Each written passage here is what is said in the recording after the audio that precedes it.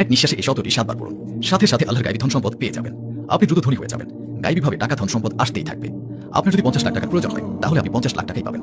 এই আমলটি একটি পরীক্ষিত আমল। এই আমলটি আমি একজনকে বলে দিয়েছিলাম। সে আমার বলে দেওয়া আমলটি করে গায়বী ধন সম্পদ লাভ করেছিল।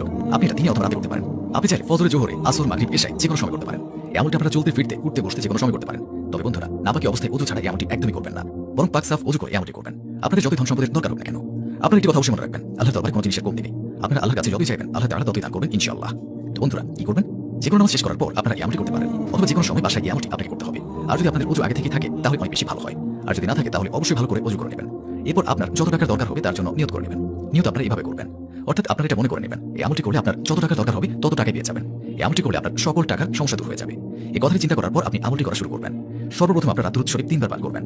আপনারা যেকোনো দুরূদ শরীফ পাঠ করতে পারেন। বন্ধুরা, এটি হচ্ছে সবচেয়ে ছোট দুরূদ। আমি আপনাদেরকে আবারও পাঠ করে শোনাচ্ছি। সাল্লাল্লাহু আলাইহি ওয়াসাল্লাম। আপনাকে ইয়া মুকিতু এক নিঃশ্বাসে 7 বার পাঠ করতে হবে। যেমন এইভাবে